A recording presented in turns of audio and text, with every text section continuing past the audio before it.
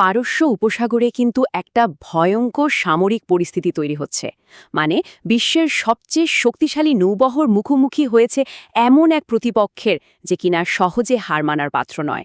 তো খান GS research সেন্টারের বিশ্লেষণকে ভিত্তি করে চলুন স্লাইডের মাধ্যমে পুরো ব্যাপারটা বোঝার চেষ্টা করা যাক। একবার ভাবুন, একদিকে আমেরিকার মতো একটা সুপার পাওয়ার তার বিশাল নৌবহর নিয়ে হাজির, আর অন্যদিকে ইরান সরাসরি বলছে নরকে স্বাগত জানানোর জন্য তারা তৈরি। এখান থেকেই তো আসল প্রশ্নটা উঠে আসে, তাই না? যখন এই দুই শক্তি মুখোমুখি হবে তখন ঠিক কী ঘটতে পারে? আচ্ছা, তাহলে চলুন প্রথমে আমেরিকার দিকটা দেখি। ওরা আসলে কি নিয়ে এসছে? সমুদ্রে এমন এক ভাসমান দুর্গ নিয়ে আসা হয়েছে যা আক্ষরিক অর্থেই যে কোনো দেশের উপকূলে সরাসরি হামলা চালাতে পারে। দেখুন, এগুলো কিন্তু কোনো সাধারণ এয়ারক্রাফট ক্যারিয়ার না। ইউএসএস ট্রিপলি আর ইউএসএস ওয়াস্পের মতো জাহাজগুলোকে বলা হয় অ্যামফিবিয়াস অ্যাসল্ট শিপ। সোজা কথায় এমন জাহাজ যা জল, স্থল আর আকাশ তিন দিক থেকেই একই সাথে আক্রমণের জন্য বানানো হয়েছে। এই একটা জাহাজ একবারে প্রায় ৫,০০০ মেরিন সেনাকে সোজা যে কোনো দেশের উপকূলে নামিয়ে দিতে পারে। একবার চিন্তা করুন সংখ্যাটা কত বড়। এটা তো একটা ছোটখাটো অ্যাটাকিং ফোর্সের সমান। এখন প্রশ্ন হল, কেন এদের ভাসমান দুর্গ বলা হচ্ছে? ছবিটা কিন্তু বেশ পরিষ্কার। দেখুন, উপরের ডেকে রয়েছে যুদ্ধবিমান আর হেলিকপ্টার, আর ঠিক তার নিচের ডেকে ট্যাঙ্ক, হোভারক্রাফট, সাজোয়াজান সব প্রস্তুত। শুধু তাই না, জাহাজের ভেতরেই সেনাদের জন্য হাসপাতাল, খাওয়ার জায়গা, এমনকি জিম পর্যন্ত আছে। আর এর হ্যাঙ্গার সিস্টেমটাও এত উন্নত যে খুব কম সময়ের মধ্যেই বিমানগুলোকে আবার অস্ত্র দিয়ে লোড করে ফেলা যায়। তো এত বড় একটা জাহাজের সুরক্ষার বিষয়টাও তো দেখতে হবে, তাই না? এর জন্যই আছে CIWS বা ক্লোজ ইন ওয়েপন সিস্টেম। এটা হলো একটা অটোমেটিক বন্দুক যা একদম শেষ মুহূর্তের ডিফেন্স হিসেবে কাজ করে। মানে শত্রুর কোনো মিসাইল বা বিমান যদি একেবারে কাছে চলে আসে, তখন এই সিস্টেম মিনিটে হাজার হাজার গুলি ছুড়ে সেটাকে আকাশেই ধ্বংস করে দেয়। আচ্ছা, আমেরিকার বিশাল প্রস্তুতির কথা তো জানা গেল। এখন আসা যাক ইরানের দিকে। আমেরিকার এই বিপুল শক্তির বিরুদ্ধে তাদের জবাবটা কিন্তু একদম অন্যরকম।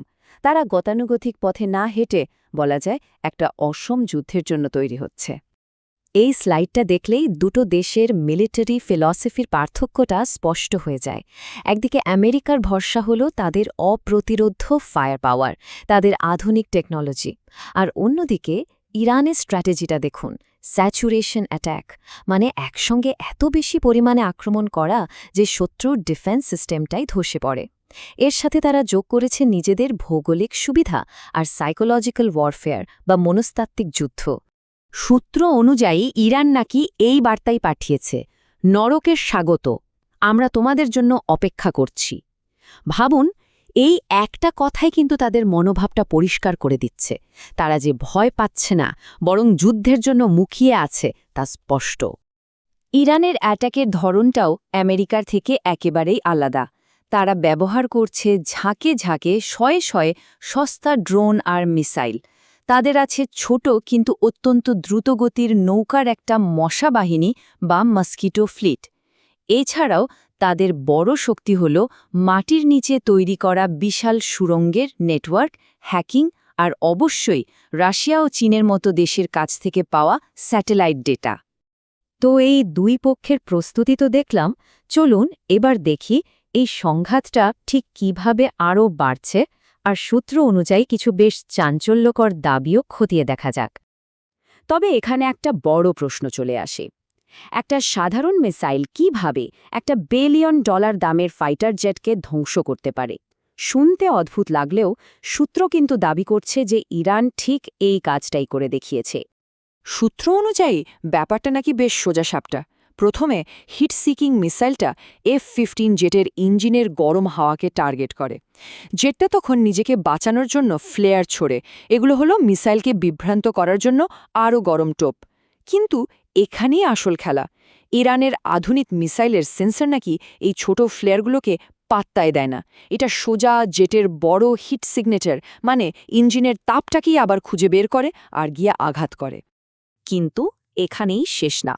সূত্রটি আরও দাবি করছে যে ইরান নাকি শুধু F-15কেই নয়, বিশ্বের সবচেয়ে অ্যাডভান্সড F-35, A-10 ওয়ারথগ, এমনকি মাটিতে পার্ক করে রাখা একটা আমেরিকান AWACS রাডার প্লেনকেও নাকি সফলভাবে টার্গেট করেছে। ইরানের মিসাইলের কার্যকারিতা নিয়েও একটা চমকে দেওয়ার মতো দাবি করা হচ্ছে। সূত্র বলছে, আগে যেখানে তাদের মিসাইলের সাকসেস রেট ছিল মাত্র 20%, এখন নাকি সেই সংখ্যাটা বেড়ে দাঁড়িয়েছে 80%। এর কারণ হিসেবে বলা হচ্ছে স্যাচুরেশন ট্যাকটিক্স আর অবশ্যই বিদেশি সাহায্য। দেখুন, এই লড়াইটা কিন্তু শুধু দুটো দেশের মিলিটারির মধ্যে সীমাবদ্ধ নেই। ইরান এই যুদ্ধের ময়দানটাকে আরও অনেক বড় করে তুলছে, যার আজ সরাসরি এসে পড়ছে বিশ্ব অর্থনীতি আর ভূ-রাজনীতির ওপর। এই যে হরমুজ প্রণালী, এটা হলো বিশ্বের তেলের সাপ্লাই লাইনের একটা চোখ পয়েন্ট, মানে দম আটকে দেওয়ার মতো একটা সরু জায়গা। ভাবুন, সারা বিশ্বের প্রায় 25% তেল এই সরু পথ দিয়েই চলাচল করে। ইরান যদি কোনোভাবে এই রাস্তাটা বন্ধ করে দেয়, তাহলে গোটা বিশ্ব অর্থনীতিতে যে কি ভয়াবহ প্রভাব পড়বে তা কল্পনা করাও কঠিন। কিন্তু ইরানের স্ট্র্যাটেজি কিন্তু শুধু হরমুজে আটকি নেই। তারা হুথি বিদ্রোহীদের ব্যবহার করে বাব এল মানদেব প্রণালী, যেটা আর একটা গুরুত্বপূর্ণ জলপথ, সেটাকেও টার্গেট করছে। আর এর পাশাপাশি তারা ওই অঞ্চলের বিভিন্ন দেশের গুরুত্বপূর্ণ অবকাঠামোগুলোকেও তাদের লক্ষ্যবস্তু বানাচ্ছে। সূত্র অনুযায়ী ইরানের হাতে সবচেয়ে ভয়ঙ্কর নন মিলিটারি অস্ত্রটা হতে পারে জল। ভাবুন একবার, সৌদি আরব, সংযুক্ত আরব আমিরাত, কাতার, এই দেশগুলো পানীয় জলের জন্য পুরোপুরি ডিস্যালাইনেশন প্ল্যান্টের উপর নির্ভরশীল।